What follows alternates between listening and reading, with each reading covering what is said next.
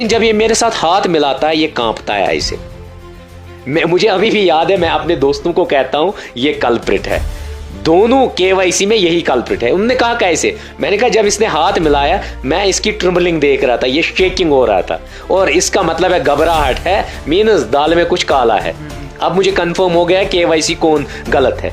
फिर मैं, लेकिन घबराहट से तो आप कंफर्म नहीं कर सकते हैं ना? नहीं घबराहट से, क्योंकि उस लड़की ने सीधे नाम लिया था ना इसी का। इंसान कैसे एक बीवी के जो पर्सनल वीडियोस हैं वो सोशल मीडिया पर शेयर कर सकते हैं? डॉक्टर साहब, आपको टोकना चाहता हूं, जिस लड़की ने आपके साथ आपके मुताबिक दिसंबर में कांटेक्ट किया, सवाल खड़ा होता है उस लड़की का केवाईसी के साथ क्या रिश्ता था? यावर की तरफ से आप पे आरोप लगाया जा रहा है कि 10 लाख की डिमांड की आपने। 10 लाख की डिमांड की होगी ना, मैंने अपना अकाउंट नंबर दिया होगा। देखिए, अगर आप मुझसे डिमांड करोगे, या मैं कहूँगा अकाउंट में लाओ या मैं कहूँगा कैश ले आओ, आप मुझे ये बता दीजिए उसने कैश लाया या अकाउंट डिटेल्स मैंने उसको दी। उसने रिफ्यूज़ किया उसके मुताबिक। अस्सलाम वालेकुम नाज़रीन, खुशामदीद है आपका हमारी इस खास पेशकश में, और मैं इरशाद अहमद आपकी खिदमत में हाजिर। हमारे बगल में जिस शख्सियत को आप अभी देख रहे हैं शायद वो तारीफ़ के मोहताज नहीं हैं। कल से ही आपने देखा होगा कि किस तरह से एक वीडियो सोशल मीडिया पर काफ़ी ज़्यादा वायरल हो रहा है। डॉक्टर अब्दुल बारी नाइक जो कि टर्मिनेटर प्रोफेसर हैं, उन्होंने कल शाम को एक वीडियो अपलोड किया जिसमें इन्होंने कुछ बड़े संगीन दावे किए और एक्सपोज किया केवाईसी टीम को, जिनका शेल्टर होम श्रीनगर बेमना में था, और उसके बाद से ही कंट्रोवर्सी में जो है लगे हुए हैं। अगर हम देखें तो यावर रशीद की तरफ से भी कुछ क्लैरिफिकेशन कल आई, इनसे हम मुख्तसरन बात करने की कोशिश करेंगे और जानने की कोशिश करेंगे कि इनके तासुरात क्या है, क्योंकि इनके कुछ घंटे बाद ही यावर का भी लाइव आया और उन्होंने कुछ सफाई दी अपने हक में। मजीद हम डॉक्टर साहब से बात करने की कोशिश करेंगे। डॉक्टर साहब, बहुत बहुत शुक्रिया हमसे बात करने के लिए। पहला मेरा इब्तदान सवाल रहेगा, जो आपने एलिगेशंस लगाए, पहले हमने देखा कि एक वीडियो वायरल हुआ था जिसमें एक लड़की के साथ कुछ हम कह सकते हैं कि शायद वो लड़की थी या फिर उसकी बीवी थी, लेकिन उसने फिर लाइव में कहा कि वो मेरी बीवी है। एक इंसान कैसे एक बीवी के जो पर्सनल वीडियोस हैं वो सोशल मीडिया पर शेयर कर सकते हैं? देखिए, वो वीडियोस आप अगर किसी ऑफिस में हैं तो क्या ऑफिस को आप अड्डा बना सकते हैं रोमांस के? चलिए, आपकी बीवी मान लेता हूँ, 5 मिनट के लिए मैं मान लेता हूँ, मैं एक्सेप्ट फुल्ली नहीं हूँ, उस चीज़ से सेटिस्फाई नहीं हूँ, 5 मिनट के लिए मैं मान लेता हूँ वो आपकी वाइफ है। यहाँ पर पुलिस डिपार्टमेंट के हायर ऑफिशियल्स है, मैंने बहुत सारे पुलिस डिपार्टमेंट के एसएसपी साहब और डीएसपी साहब का निकाह हो चुका है, शादी हो चुकी है, बच्चे हैं। क्या वो कहीं रोमांस करते हैं उस ऑफिस में? आप बता दीजिए। चलिए, वो उनका ऑफिस है, वो गवर्नमेंट बिल्डिंग है, उसको छोड़ दीजिए।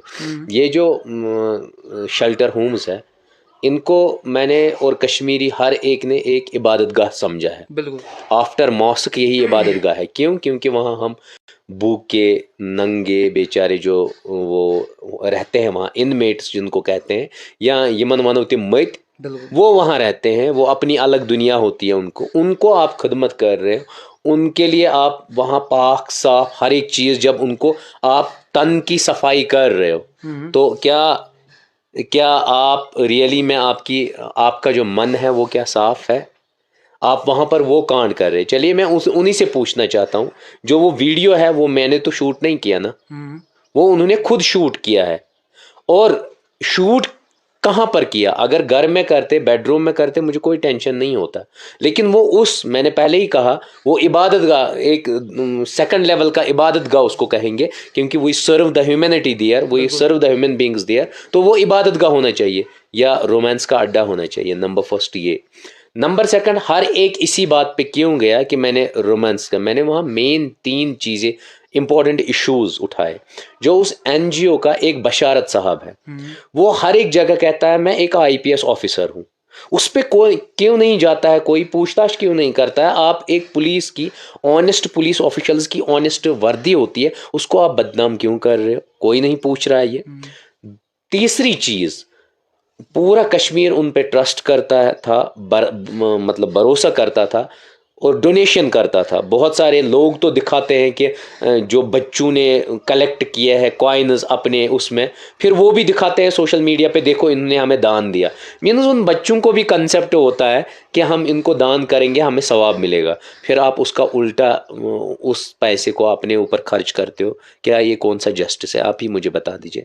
मैंने 2-3 अकाउंट नंबर बहुत सारे मीडिया चैनल्स को दे दिए हैं, मुझे अथॉरिटी नहीं है। अब मैं ले आता खुद किसी भी तरीके से उन बैंक अकाउंट्स की डिटेल्स, कल यही मुझ पे एफआईआर लॉन्च कराएंगे आपने ये डिटेल्स कैसे लाई। मैं नहीं ला सकता हूँ। अगर ये यावर साहब क्लियर है ना, मैं आपको यही से 3 अकाउंट नंबर दे देता हूँ। एक अकाउंट नंबर जिसका लास्ट आता है 5749, ये यावर रशीद के नाम से है। और डाउट की ही बात है, ये हर एक बंदे को कहता है मेरा जीमेल wyawer22@gmail.com है। इसी पे मैं नंबर शेयर करूंगा, अकाउंट नंबर उसी में डालना। तो मेरी टीम के एक मेंबर ने उठा लिया, इसने जब शेयर किया हमने उस अकाउंट पे डाला, जब गया तो यावर रशीद चल रहा है 5749, तो 1000 रुपये ये सबूत के तौर पे उसके पर्सनल अकाउंट में गया, एनजीओ के अकाउंट में नहीं गया। अब और एक दो अकाउंट्स है, और मैं एक ही की ही बात नहीं करूंगा, 2 अकाउंट्स और है। मैं रिक्वेस्ट करता हूं, चलिए अब छोड़िए एजेंसीज को, यावर साहब से कह दीजिए इन दोनों अकाउंट्स का स्टेटमेंट ले आए और आपके सामने रखे। जब वो आपके सामने रखेगा, दूध का दूध पानी का पानी हो जाएगा। अगर वो क्लियर है तो वो अकाउंट्स का स्टेटमेंट ला सकता है, अगर वो क्लियर नहीं है तो वो दोनों अकाउंट्स का स्टेटमेंट नहीं ला सकता है। 0061040100049002 ये फीमेल के नाम से है, और एक अकाउंट है 1003040100001381, ये और एक लड़के के नाम है। इन 3 अकाउंट्स का वो स्टेटमेंट ले आए और आपको दिखाए, मुझे दिखाने की जरूरत नहीं है। आप खुद ब खुद तय कर लीजिए ये जो है यावर, उसके अकाउंट से इस फीमेल के अकाउंट में कितना ट्रांसफ़र हुआ, फीमेल के अकाउंट से इसमें कितना ट्रांसफ़र हुआ, वो सब आप देख लीजिए। मैं ऐसे ही मतलब तथ वन गेल लगावन छुस न बह, जो रिसर्च है मेरी वो मैं पूरी बात कह रहा हूँ। ये हो गए 2 चीज़ें। 3 चीज़ें आपने कल से देखा होगा, एक जर्नलिस्ट भी बोल रहा है कि मैंने जब इनको बोला कि आप लोग गलत कर रहे हो, वहाँ पर मुझे टॉर्चर किया गया, मुझे हर जगह बुलाया गया, मुझे उठवाया गया। वो भी आप सुनिए ना, मीनस इनका बैकअप कितना है। काइंड में जितनी भी चीजें आती है, काइंड का मतलब है आपकी कम्बल, आपकी चादर, आपका बहुत सारा सामान जो उन यमन युस्तमन मटन लग गया इनमेटों को जो लगता डेली यूजेस के लिए, वो उसका एक दोस्त नज़दीक ही रहता है, मैं उसका नाम नहीं लेना चाहता हूँ, फिर दोबारा ये कहेंगे कि इसका नाम कैसे ले लिया, कंट्रोवर्सी हो जाएगी। उसने जो इनका शेल्टर होम था उसके पीछे उसका घर है, वो सप्लाई वहां से सीधे वहां होती थी। 2 चीजें।